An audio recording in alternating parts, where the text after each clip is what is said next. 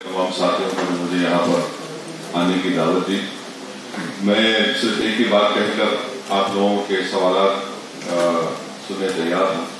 मैं इस मौके पर जनाब मरहूम फैज साहब को याद करता हूँ। उनका इंतकाल हो गया और पिछले असेंबली इलेक्शन में फैज मोहम्मद असगर साहब की बड़ी ख्वाहिश थी कि इस तरह का मीट द प्रेस उर्दू साहबियों के साथ हो, मगर क्योंकि मैं प्रसाद साहब को पहले से वक्त दे चुका था इसलिए नहीं आ सका। मेरी दुआ है अल्लाह से अल्लाह उनकी मग़फ़िरत फरमाए। और फिर अब आपके जो सवाल हैं आप पूछिए। मैं तो बोलते रहता हूँ, आप आदत पड़ चुकी है मेरी बातें सुनकर। आपके जो सवाल है पूछिए, मैं बोलते हैं। सर, बीजेपी का मैनिफेस्टो आपने देखा होगा, कल आया है, उस पर क्या कहिएगा? जो बातें वो लोग कह रहे हैं। देखिए, पहले तो मैनिफेस्टो में एक एरर है जिसमें उन्होंने लिख दिया कि हम औरतों को जुल्म करने का कानून बनाएंगे। तो बेचारे वो कौन सी यूनिवर्सिटी के पढ़े हैं नहीं मालूम, शायद थोड़ा सही कर ले तो सही होता, मगर इसको कहते हैं फ्रॉइडन स्लिप। तो दिल की बात जुबान पे है नहीं। तो बीजेपी से उम्मीद रखना कि महिलाओं की सिक्योरिटी की उम्मीद करना ऐसे है जैसा कि बारिश दबा कर हो रही और उम्मीद कर रहे हैं कि सूरज निकल जाएगा।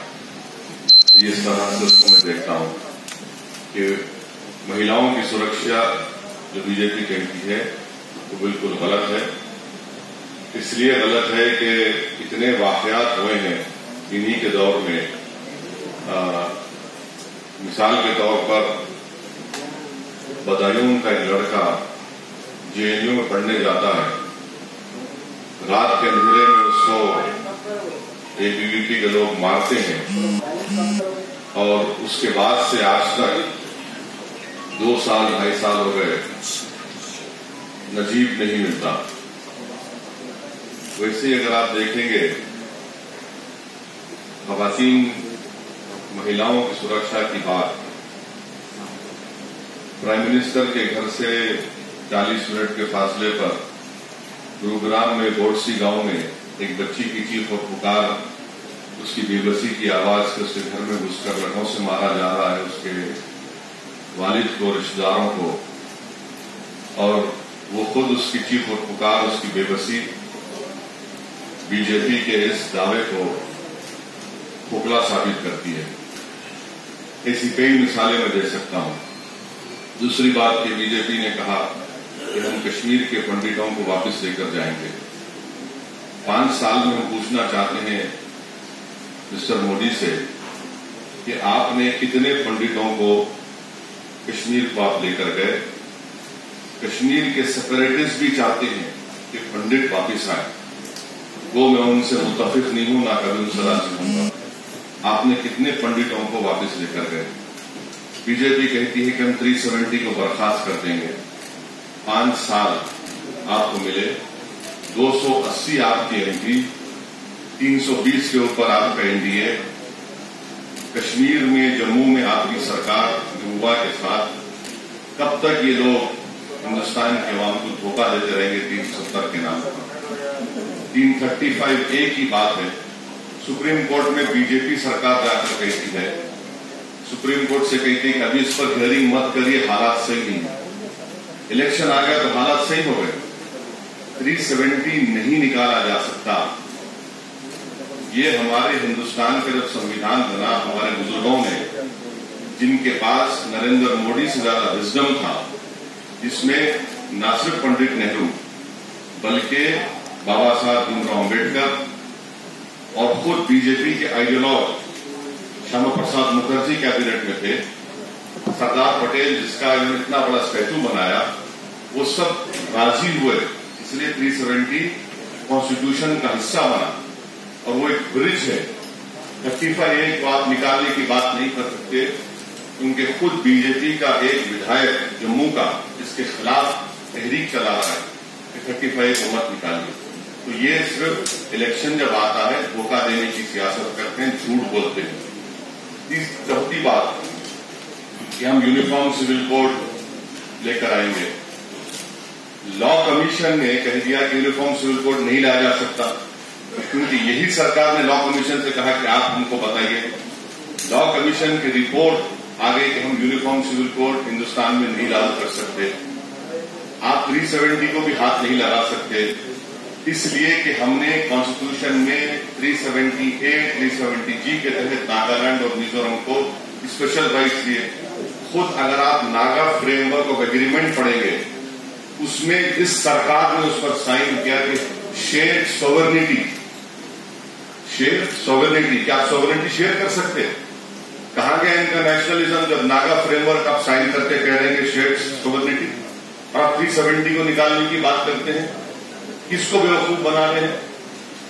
जब नागालैंड का सेपरेटिस्ट का एक बहुत बड़ा लीडर उसका इंतकाल हो गया, तो उसके लाश के ऊपर उनका झंडा आप वहां जाकर फूल माला चढ़ाते हैं, तो आप भूल गए नेशनलिज्म को। तो ना हम नागालैंड को हाथ लगा सकते, ना मिजोरम को हाथ लगा सकते, तो अब 370 कैसा हाथ लगाएंगे? और नागा सेपरेटिस्ट जिससे हम बातचीत कर रहे हैं, गवर्नमेंट सरकार बात कर रही है, वो कह रहे हैं कि हमको तो और चाहिए, जो 370A में उनको मिला वो बस नहीं, और चाहिए उनको, और पावर्स चाहिए। तो बीजेपी का प्रॉब्लम ये है कि वो हिंदुस्तान की डाइवर्सिटी को एक्सेप्ट ही नहीं करती। ये हमारी डाइवर्सिटी है जो इस मुल्क को खूबसूरत और मजबूत बनाकर रखती है। और एक क्या था उसमें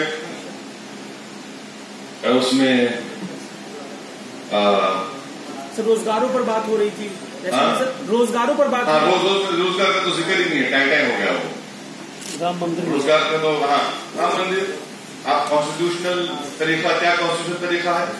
क्या ये कॉन्स्टिट्यूशनल तरीका है कि जब से बाबरी मस्जिद शहीद हुई, कोई भी गवर्नमेंट, चाहे यूपी की गवर्नमेंट हो या गवर्नमेंट ऑफ इंडिया हो, उस डिस्प्यूट में पार्टी नहीं बनी। पिटिशनर जो थे मस्जिद की तरफ से निर्मोही अखाड़ा और रामलला, वो लड़ रहे थे, कभी गवर्नमेंट उसमें हिस्सा नहीं बनी। पहली मर्तबा इस गवर्नमेंट ने जाकर सुप्रीम कोर्ट को कहा कि एक्सेस लैंड दे दो आप। यूपी सरकार अपना पोजीशन चेंज कर दी। भाई आप सरकार में अगर हैं तो आपने अंबेडकर के बनाए हुए संविधान पर आपने ओथ लिया, और आपकी ओथ की जिम्मेदारी है कि आप इस मसले में रिलीजियस न्यूट्रल रहें। आपने उस कॉन्स्टिट्यूशनल ड्यूटी को भुला दिया। अब आप कह रहे हैं कि कॉन्स्टिट्यूशन का सहारा लेंगे, तो इसमें ना रोजगार का जिक्र है, ना कुछ जिक्र है।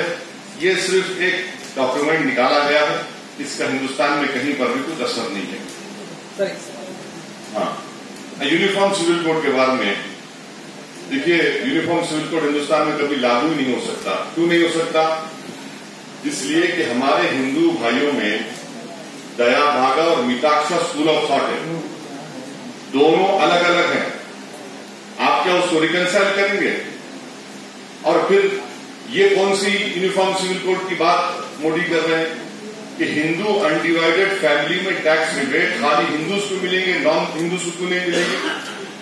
क्या ये राइट टू इक्वालिटी का वायलेशन नहीं है? क्यों नहीं देते हमको? आप मुझे दीजिए और आप उस पर बात नहीं करेंगे। तो ये इनका मसला है। असल जो मुद्दे थे जिसका उन्होंने वादा किया था, अच्छे दिन बर्बाद हो गए पूरे दिन।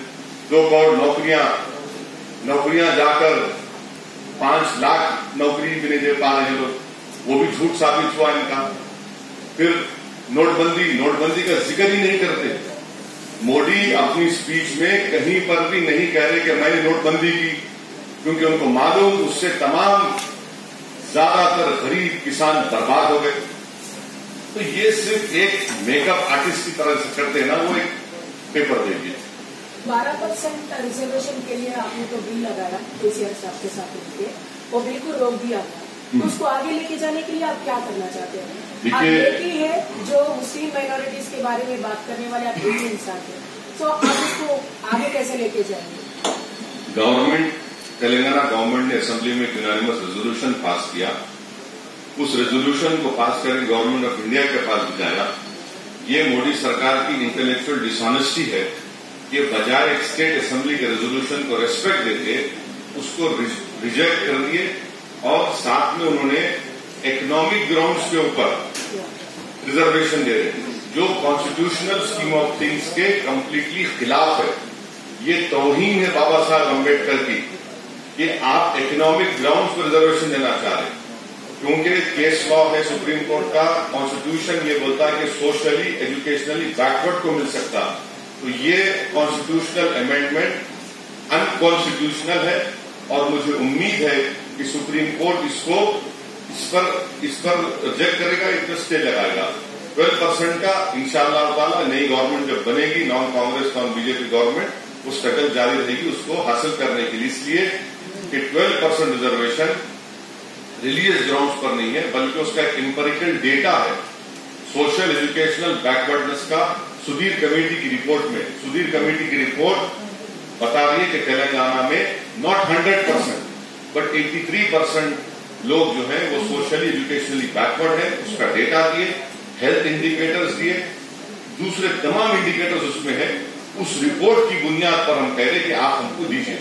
ये है सर। आप गैर बीजेपी, तो मैं आपसे जानना चाह रहा था कि आप यूपी और बिहार उसको कैसे, सेकेंडली मेरा दूसरा सवाल आपके एक सवाल हो जाना चाहिए पहले, यूपी और बिहार को कैसे देखता हूं। मुझे उम्मीद है कि इंशाअल्लाह ताला यूपी में MIM पार्टी वहां पर कोई कैंडिडेट्स नहीं खड़ा करेगी उत्तर प्रदेश में, और हमको उम्मीद है कि उत्तर प्रदेश की आवाम गठबंधन का साथ देगी और गठबंधन को कामयाब करेगी। रहा सवाल बिहार का, बिहार में हम किशनगंज में MIM का कैंडिडेट है, अख्तरुल ईमान बिहार प्रदेश के सदर है। वो पिछले 2.5 साल से हमारी पार्टी वहां पर सीमांचल की नाइंसाफी के खिलाफ लड़ाई लड़ रही है, और आज एक ताकतवर मौक़िफ़ अख्तरुल ईमान साहब का वहां पर है। इससे हटकर हम उम्मीद करेंगे कि जितने जो बीजेपी को हरा सकता बिहार में वो वोट दें। दूसरा सवाल, यूपी में जो कि आपने इम्पोर्टेंट बात की, यूपी में जो महागठबंधन है और दूसरा कांग्रेस है, इनके डिवीजन से आपको नहीं लगा बीजेपी को फायदा? अब देखिए, आप वोट कटवा से पूछ रहे हैं, बी टीम से पूछ रहे हैं, सी टीम से पूछ रहे हैं, क्या बुलाना चाहते हैं मुझसे उमर भैया? मैं तो बदनामे जमाना हूं, हिंदुस्तान का वाहिद वोट कटर नहीं हूं। तो कांग्रेस तो जिन्होधारू पार्टी है भाई, ब्राह्मणों का DNA उसमें शामिल है। मैं तो बेचारा मुसलमान, वरना सिस्टम में भी नहीं आता, मैं तौहीन कैसे करूंगा कांग्रेस पार्टी को? मैं कहां कर सकता हूं? जल्दी आखिरी, मीडिया का आखिरी सवाल होता ही नहीं, चलते रहो। ये सवाल आपके आज के ट्वीट से है। ऐसा आपने बहुत इम्पोर्टेंट बात कही आज morning, A vote for someone who will speak for you. Vote for someone who speaks for you, but not only for you, but for someone who has also speaks up for the weak, marginalized and deprived. तो जो आपने आज message दिया है, इसके through आप लोगों से क्या कहना चाहते हैं? कुछ इलाबोरेट करें। नहीं, पैगाम यही है कि vote for who speaks for you। क्या मोदी सबके लिए बात करते हैं? मोदी सबके लिए नहीं बात करते। मोदी सिर्फ जो लोग RSS की आइडियोलॉजी को मानते हैं, मोदी उनके चौकीदार हैं। मोदी गरीबों के, मजलूमों के, पिछड़ों के, अक़लियतों के, दलितों के, आदिवासियों के चौकीदार नहीं है। मोदी दौलतमंदों के चौकीदार हैं। वो चौकीदार जो हमारे बैंक को करोड़ों रुपया लोन बाकी है, मोदी उनके चौकीदार हैं। जो जेट एयरवेज डूब रही है तो उसको 1500 करोड़ SBI से दिलाते हैं, जबकि एक मामूली आम आदमी को अगर 5 लाख 10 लाख का लोन मिलना है तो SBI के लोग उसके चप्पल घसा देते हैं और उसको लोन नहीं मिलता, इसलिए कि चौकीदार जेट एयरवेज के साथ है। तो ये बोलने का मतलब ये है कि जो लोग हिंदुस्तान के कॉन्स्टिट्यूशन और उसके कॉन्स्टिट्यूशनल स्पिरिट को समझेंगे, जो ये उनको वोट दीजिए जो अपने आप को हिंदुस्तान से बड़ा नहीं समझते, उनको वोट दीजिए जो अपने आप को ये समझते हैं कि मैं ही हिंदुस्तान की क़यादत लीडरशिप कर सकता हूं। तो हम ये कह रहे हैं कि ऐसे लोगों को वोट मत दीजिए, क्योंकि देश बड़ा है, मोदी छोटा है। कॉन्स्टिट्यूशन बड़ा है, मोदी बिल्कुल छोटा है। हिंदुस्तान का कॉम्पोजिट कल्चर बड़ा है और मोदी को उस पर यकीन नहीं है। हिंदुस्तान का सेकुलरिज्म हमारे इथॉस का हिस्सा है, जो मोदी की सोच से टकराता है।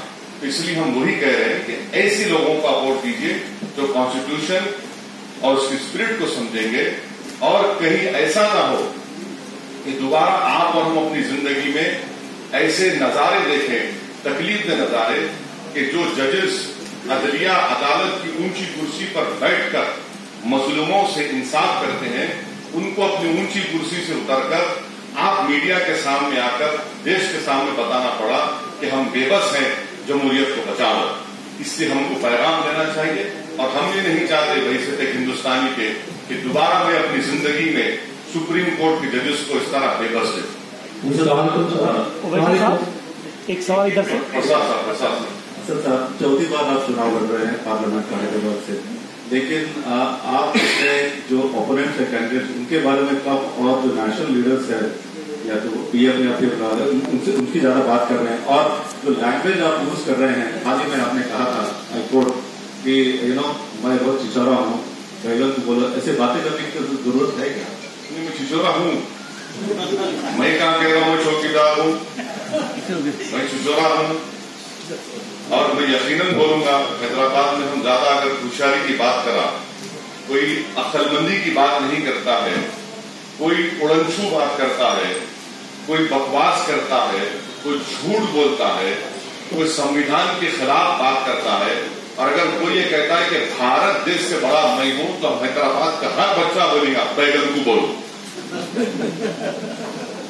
जी सर। वैसे आपने कहा कि अभी गैर भाजपा और गैर कांग्रेस की सरकार अगर बनती है तो उसमें कुछ आप देखेंगे, वो कौन सा फॉर्मूला है जिसपे गैर भाजपा गैर कांग्रेस की सरकार बनेगी? नंबर 1 नंबर 2 की पार्टी यही रहेगी, और एक चीज और साउथ किस तरह जा? सर प्लीज सर, आप क्यों दे रहे नंबर 1 नंबर 2 सर?